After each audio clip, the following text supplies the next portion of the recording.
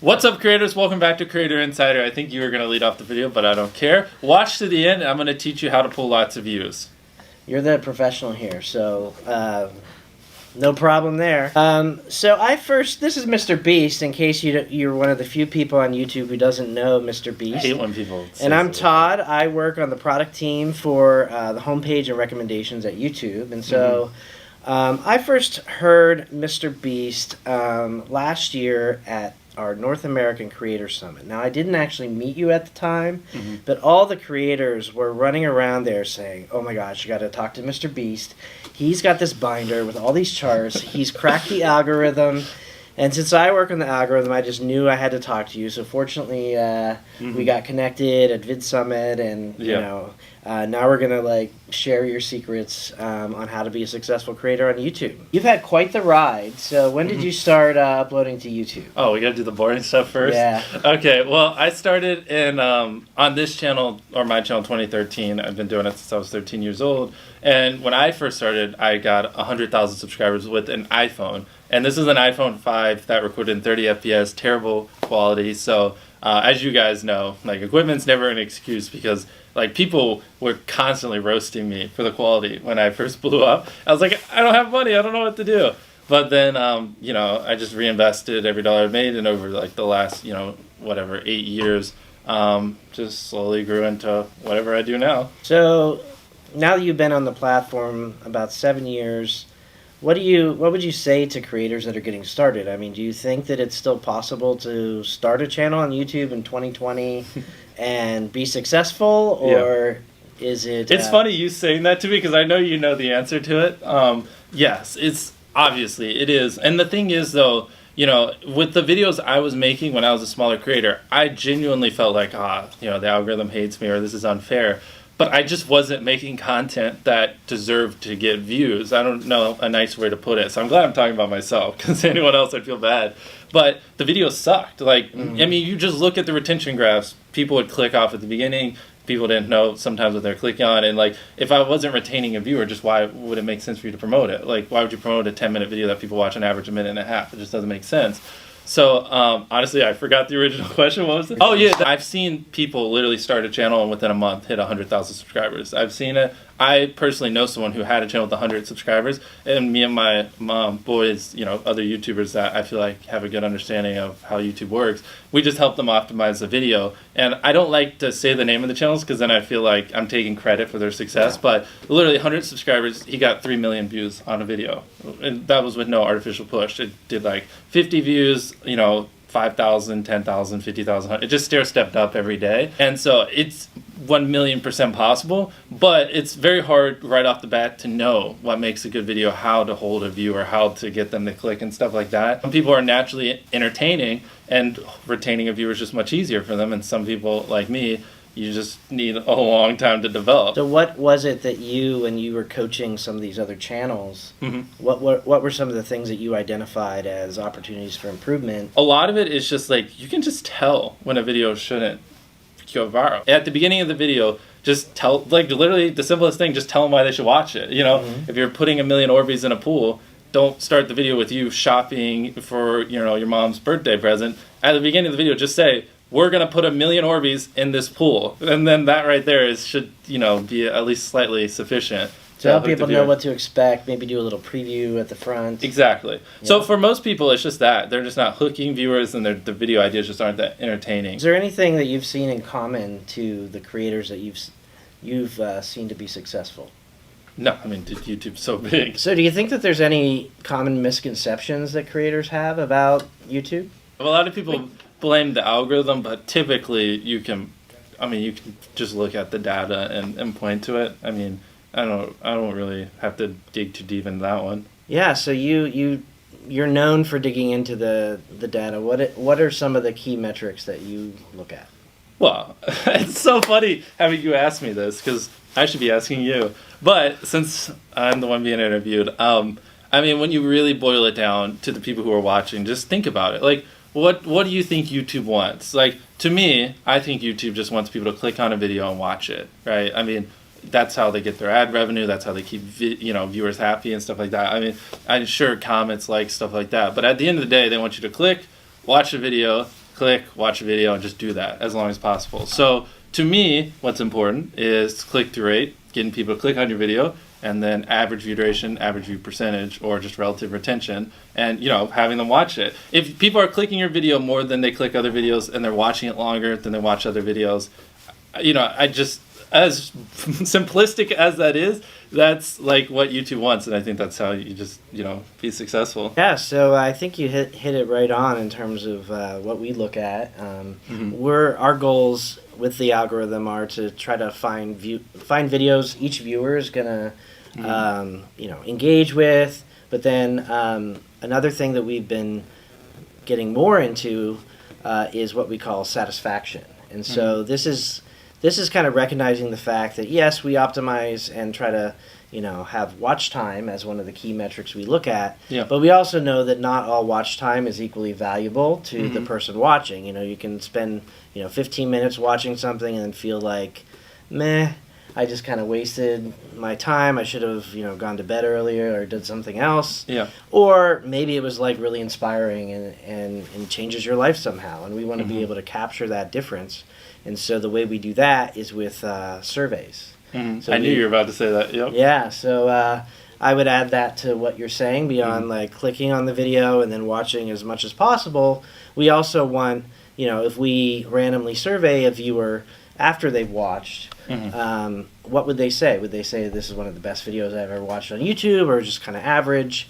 So I'd encourage creators to think about what's going to be satisfying, not just take the most time. So why don't you tell us a little bit about like your creative process? How does it all start with the Mr. Beast video? Well, obviously everything starts with an idea. And for me, I like to make my videos a little longer. So that's a big part of what ideas we do. So we just, the biggest thing is obviously a clickable thumbnail and title, interesting stuff, yada, yada. But is it something that people will genuinely want to watch? And this might be a little tangent, but one thing is a lot of creators think click-through rate is just like the title and thumbnail and did they click it, but a lot of it too is did they enjoy your last video? You know what I mean? Like, because if someone watches a video of yours and they loved it, you can bet the next time you're recommended, their chance of clicking is a lot higher, So it's like, is it something that can be entertaining for a long time? Is it something that if they watch this next time, they see a video of mine, will they be excited? Like, I loved that last one, so I want to watch the next one. Like those two type of things. And then obviously, is it just interesting and clickable? And so that for, ideation, that's obviously the first and foremost.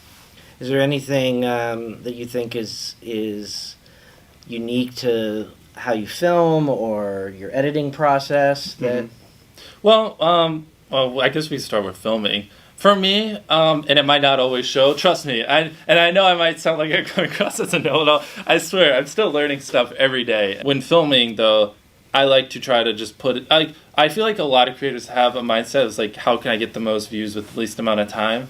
And I'm not saying that's wrong, because obviously I have that mindset sometimes too, but I try to, when filming, put in as much work, even if it's like a 15-second part of a video, even if that one little part will take like 10 hours, Wow. But like hypothetically, right? But that 15 seconds is like, wow, like that's great. Like I feel like viewers genuinely notice when you go the extra mile. And so with filming, it's just like trying to make sure we're doing everything we can, no matter how expensive it is, no matter how much time it takes, to make the best video possible so they have the best experience. And so they want to, obviously watch more videos because that's what you want the viewers to do. And then with editing, just no dull moments, have a good hook at the beginning. Some minor tips I could give is like, if I do a video like Last Leaf Circle wins 10 grand, obviously people are going to watch to the end because they want to see who won the money. So you could apply that to your videos. If somehow you could have a payoff at the end, then, more people are going to watch to the end just to see what happened. And just obviously don't cut out all dull moments, try not to over-explain things. If a camera just sits on me and I'm just talking for 20 seconds, it doesn't hold retention as well as, maybe me talking and other footage popping up. There's things like that if you just, there's literally in your analytics, and most of you probably know this, audience retention. You can see where people click off. Just literally go through your last 50 videos, write down where everyone clicked off, and then just don't do those things again. How do you keep things fresh and engaging over time? You uploaded, 100 videos last year? Somewhere, probably lower, probably like 70 to 80. But okay. Yeah. again, I'm not perfect, so I don't do a great job of it, but, you know, I like to end a series or a challenge on a high note. Like, you can just kind of tell when people are getting a little tired of it, or, you know, I just gave away $1 million, so let's take a hand off of it. So now if I do last to do blank wins 10 grand, it's just not really the same effect. But I'm still going to maybe occasionally do it, but it's just like, to keep things fresh, just, again, it's hard because so many of them are different. Like, if they're a Fortnite creator, you know, I'm not trying to tell them to switch games every month, because then that might kill their career. But for me, I just like to, you know, don't milk a series too hard. You know what I mean? Keep it fresh and always try to introduce things here and there. And then if it works well, take it and run with it for a little bit, then introduce something else new. Because if I just did Lastly videos nonstop for the next 3 years, like, no one would watch me. Everyone would be like, we've seen it. You know what I mean? Yeah, and you mentioned to me that you actually spend a lot of your time on brainstorming. Yeah, ideas. So is that like a regular thing? Yeah, or? at the end of the day, like, the idea is a big part of the video. You know, not even just from clicking it, but whether or not people watch it. You know, if you're spending 24 hours in a corner, that's just not as entertaining as spending 24 hours in a jail cell. And at the end of the day, like, the only difference there is the idea. It's not the content. It's like, it's what you formulated beforehand. So yeah, like, I like to spend an hour a day. You know, it's dwindled recently. We have a lot of ideas, but if you spend an hour a day thinking of ideas, it's pretty hard to not expect your channel to do better. You know, unless you're just not executing them properly. But all right, so you're uploading a lot of videos. How do you keep from burning out? Like, if there's something that, like, I genuinely just don't want to get out of bed and do, that's a problem. And at the end of the day, it's just keeping it enjoyable. So I have Chris and Chandler, if you've seen my videos, they're really fun to be around. So, like, you know, spending 24 hours in a desert by myself would be miserable. But spending 24 hours with my boys and just hanging out and stuff like that makes it so much more fun. So for me, dude, this might not apply to like 90% of you, but for me, creating an environment that's fun, that I get excited for, and then, you know, outsourcing things that just make me not want to get out of bed, I don't know a different way to phrase it, that's what has helped, you know, long term make me stay motivated. So 2 years ago is when I brought Chris on and finally got a little bit of help. But for like the first 6-7 years, it was all me. If we are getting a little deep, it was pretty hard, like, because like all throughout high school, people would tell me I was too obsessed and told me like you shouldn't spend so much time on this. My mom and I fought constantly because like I just wanted to make videos instead of doing schoolwork. And when I dropped out of college, she kicked me out. You know, my mom's like really sweet and she cares about me, but she's like, go to college or leave. And I was like, I guess I have to leave. So it was a lot of ups and downs, and every part of the way, to me, because I just knew that this is what I wanted to do. I couldn't see a life where I wasn't a YouTuber. It was either I'm a YouTuber and half me, or I'm sad. Those are like the only two outcomes. So I just kept making videos and persevering, and a big thing is I tried to connect with other YouTubers, because a lot of what I know and what I've gone over, I wouldn't know without other YouTubers. So I would constantly spam like a dozen YouTubers a day, and like the first few people that I finally got in contact with, I learned so much off of, and they helped me understand how to make an entertaining video and stuff like that. I was like, is that mine? Leave that in. So how do you think about Mr. Beast and your channel now as a business? Has that shifted in a big way? It's a lot of what we're doing now. If you really, this definitely won't apply to too many people, but it's just a big logistical nightmare. You know, like I want to put a basketball court in a cloud. I want to play basketball in the clouds. So it'd be cool if we lifted a court in a cloud so it looked like we were playing on a cloud. Like, dude, I don't know, like, what, do you get 4 helicopters? It's just like right now the company, we're more of a logistics company than, you know, so it's just been pretty crazy. The videos just sort of kept getting bigger and stuff. Have you used the new studio? I guess it's out of beta. Yeah. Right now. Have you used it? How do you feel about it? You got any feedback? Honestly, I'm sure once I get used to it, I'll like it. I'm constantly just trying to figure out where things are. I know that's probably not what I should say, but I just can't find anything half the time. Yeah. We want to hear the honest feedback about it and fix the things that we can make better. What could we look forward to with Mr. Beast in the next 5 years? They don't care. 2020 is the year of Team C's, so if that interests you, feel free to reach out to me. It's probably going to be in like, you know, September, October, far away, but just putting it on your radar. Team C's. Yeah, so we did Team Trees. Team C's will probably be like plastic in the ocean. I honestly, like, I'm still trying to, figure out what will make the biggest impact. I don't know the details yet. I just want to keep making better and better and better videos, and that doesn't always mean money.